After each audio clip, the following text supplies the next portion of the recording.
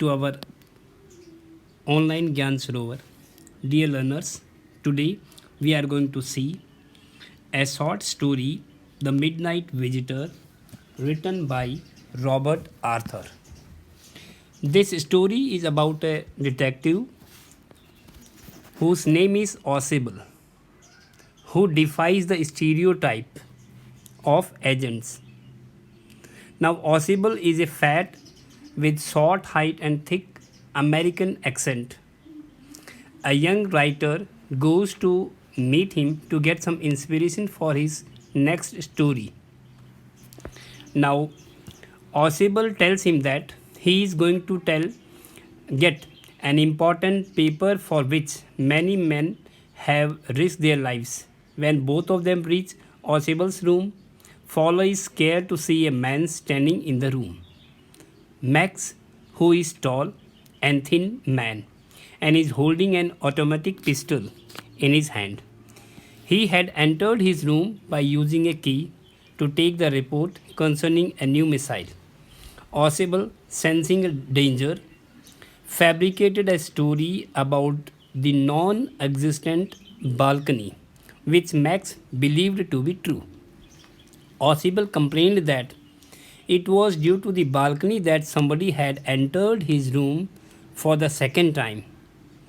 After some time, there was a knocking at the door of Osable. So, Osable once again befooled Max by saying that it was the police who wanted to come inside to provide him protection. Max wanted to run away to avoid the police and jump to his death into the non existent balcony. Then the door opens, the waiter enters the room with a bottle of wine and two glasses. Osable had placed the order for them and that Max would return soon, but Osable told that Max would never return as he would have died jumping from the sixth floor. Thus, Fowler was much impressed by his cleverness and presence of mind. Now, let us go through this text. Now, we have seen that Osable was a secret agent and he was expecting to get an important report. Now, there is one more agent which we have seen that he dies at the end, whose name is Max. So, let us go through this short story. Osable did not fit any description of a secret agent. This we have seen in this summary also, that Osable did not fit any description of a secret agent. Fowler was a writer who had come to him, so who had ever read, following him down the musty corridors. Musty corridors are the damp places. These are the damp and smelling places which smell very stale. So, musty corridors of gloomy France. Gloomy here refers for dark.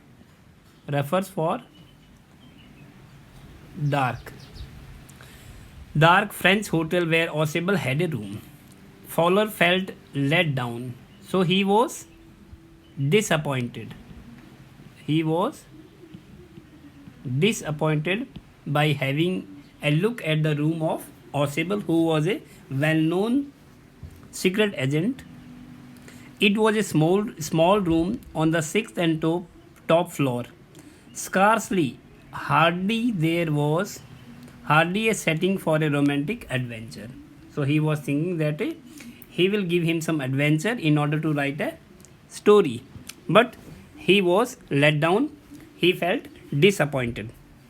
Now, Osable for one thing. Now, see, these are the reasons. For which he will tell that yes, Osable was different from other secret agents, or why he was not looking like a secret agent. So, this is point number one, that he was very fat, and then there was his accent, his American accent. Though he was able to speak French and German passably, though he was able to speak French and German very well, just well enough, just well enough. He was able to speak these languages, French and German. He had never altogether lost American accent. So this was the other factor. One factor was this regarding he was very fat. Second one was it was he had American accent. He had brought to Paris from Boston. Boston is in America 20 years ago.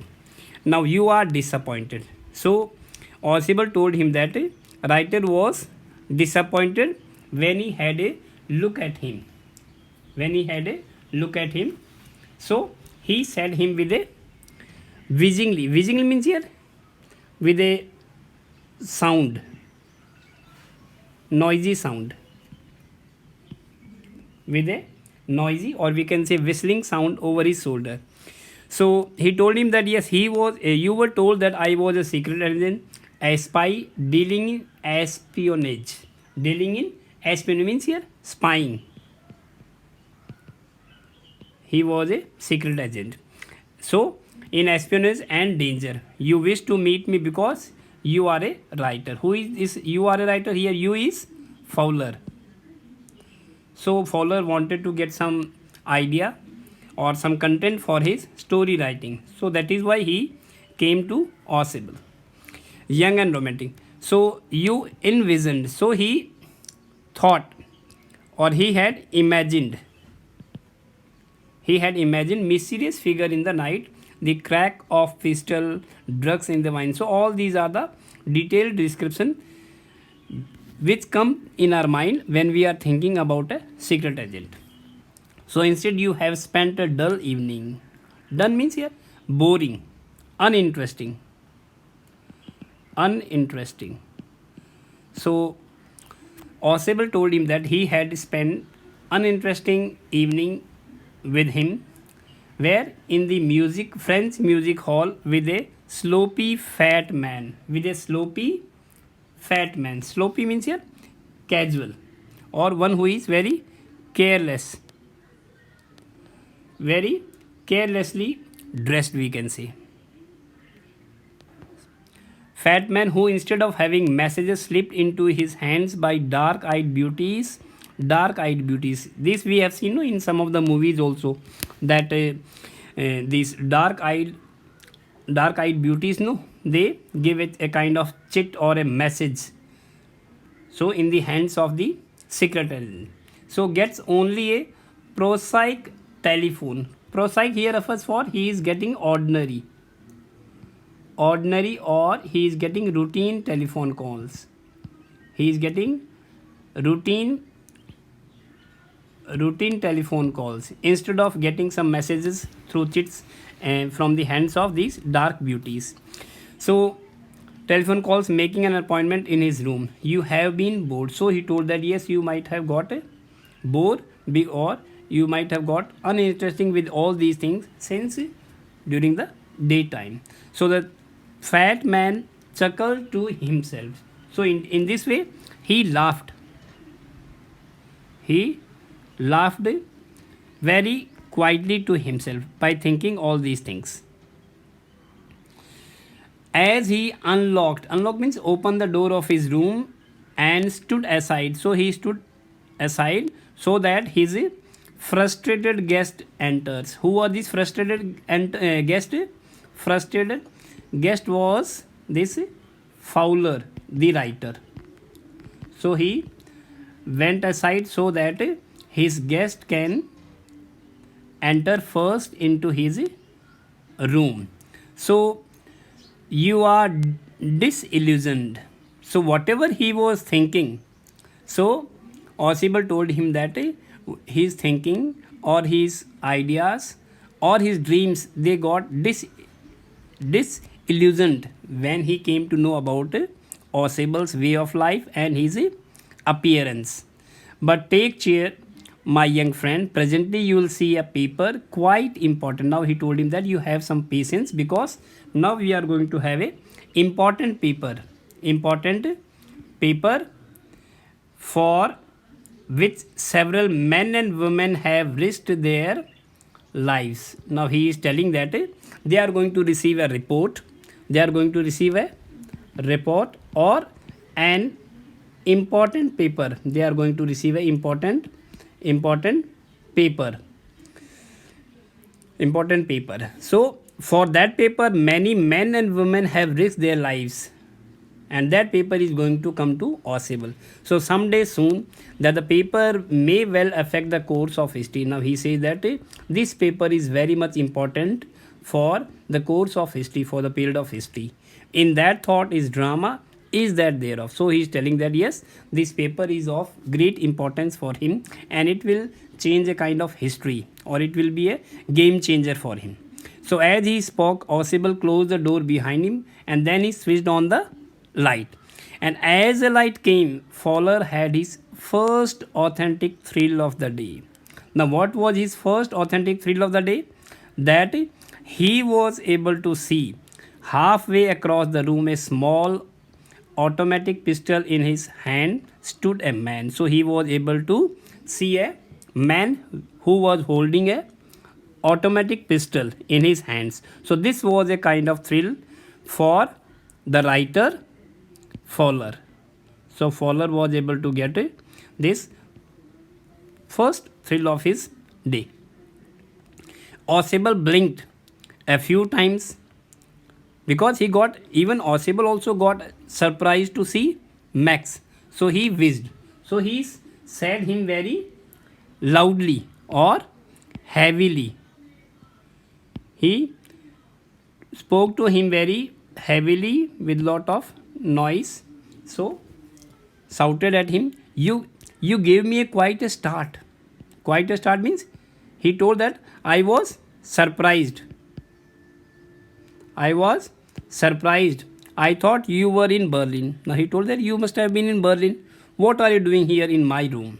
So he got surprised. So Max was slender, means very lean and thin, we can say. A little less than tall. He was tall enough, with features that suggested slightly the crafty. Crafty here we can say refers for a person who is very much clever or who is very deceitful or clever. Pointed countenance of a fox. So he had a countenance, is a kind of expression, we can say. He had a expression of a fox, means he was clever, or we can say cunning also. So cunning. So there was about him, aside from the gun, nothing specially menacing. Menacing means nothing irritating. So nothing else was there irritating for Fowler, that only he had a gun in his hand and nothing else. So the report, he murmured. Who murmured? Max. The report is being brought to you tonight concerning some new missiles. So this report was regarding some new missiles. So the Max told him that yes, he thought that he would take it from him because it will be safer in his hands than in the hands of Ausable. So that is the reason why he came to Ausable at this time of the hour, or at this time. Ausable moved a chair and sat down heavily because he was very fat. So he sat down in an armchair. So he told that yes, I am going to raise the devil with the management this time, and you can bet on it. So he told him this time I am going to complain. He is going to complain the authorities. He said grimly. Grimly means here seriously. Seriously, this is the second time in a month that somebody has entered into my room through this nuisance of a balcony. Nuisance is a kind of problem. Trouble, we can say. Trouble. Because this balcony was creating a trouble for him, because he's telling that yes, for the second time someone has entered through this balcony. Fowler's eyes went to the single window of the room. Now Fowler, the writer, so his eyes, his attention went to the single window of the room. So he thought that yes, there must be a balcony outside this window. It was an ordinary window against which now the night was pressing blackly. Means night. It was the night time, so it was dark outside. Balcony, Max said with a rising inflection. So with a rising tone, with a rising tone, he told that yes, balcony, no, a pass key. Now here Max is telling us that he did not come through the balcony, but instead he had a master key. He had a master key.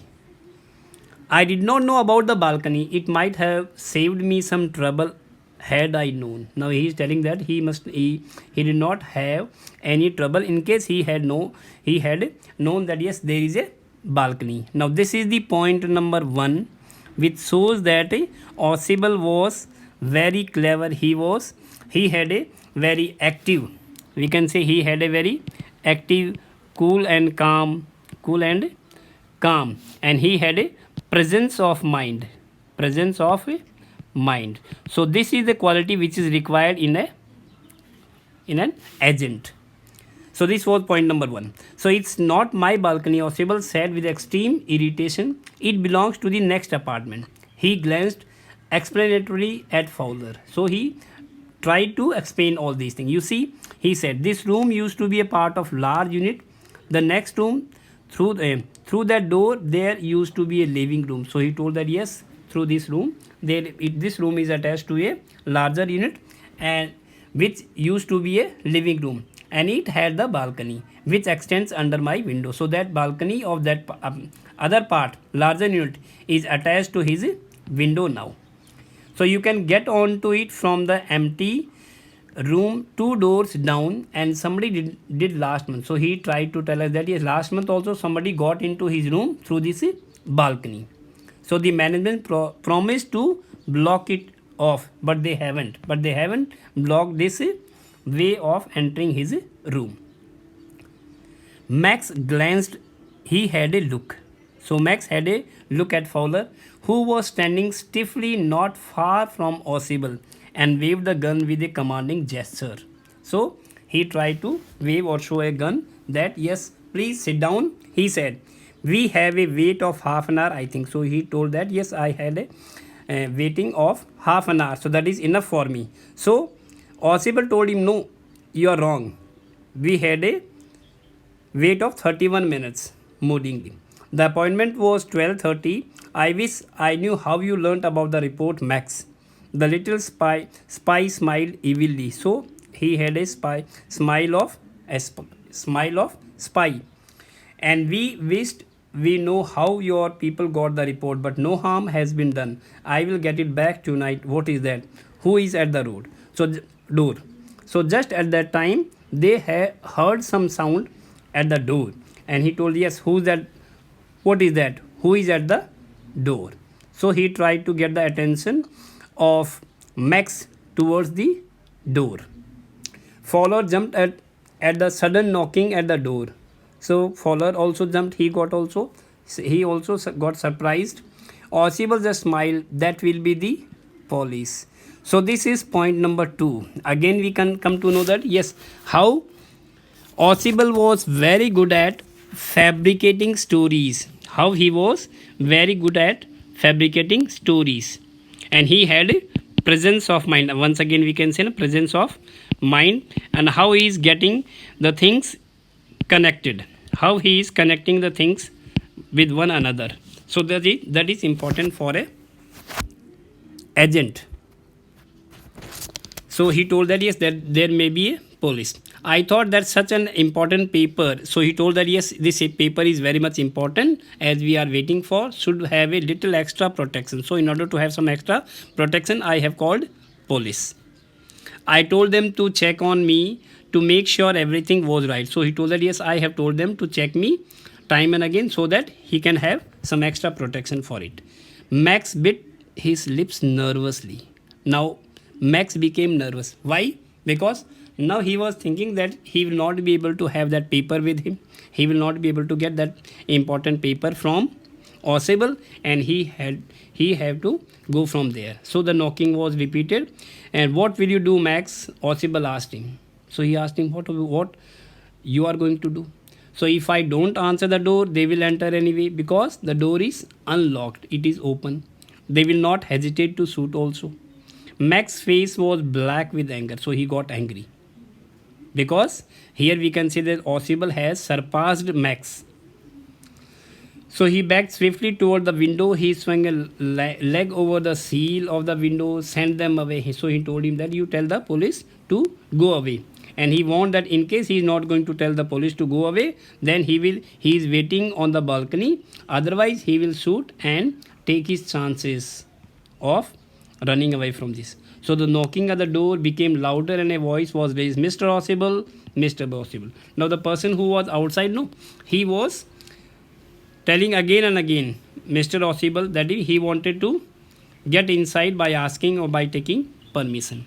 Now this is the twist of the story we are going to have. Keeping his body twisted so that his gun still covered the fat man and his guest. So who is this guest? Guest is the writer, Fowler. So the man at the window grasped. So he hold the frame with his free hands to support him. Then he swing the other legs up and over the window sill. The door knob turned and swiftly Max pushed with his left hand to free himself from the sill and drop to the balcony. So he moved towards the balcony, and then as he dropped, he screamed. Cried shrilly. So he cried shrilly, means he had a cry which was of some high pitch. A loud cry was there. So the door opened and a waiter stood there with a tray, a bottle and 2 glasses. Here is the drink you ordered for when you return, he said, and set the tray on the table, deftly uncorked the bottle. So in this way, he deftly means here very skillfully. So skillfully he uncorked. Uncorked means here he opened the bottle and left the room. White-faced Fowler stared after him. So he got stared. He got stared. But he stammered. The police? There were no police or civil side, only Henry. Henry was the waiter whom I was expecting. But won't that man out on the balcony? So he told him, yes, there is a man. No, Max is there on the balcony. What would happen in case he comes back? Fowler began. No, Audible said, he won't return. You see, my dear friend, there is no balcony. So this is important part. We can say that there was no balcony, but we can say that yes, Audible was very much we can say clever at fabricating stories. So he fabricated story. We can say he fabricated story because he had presence of mind. So this is the twist in the end. I hope you enjoyed this story.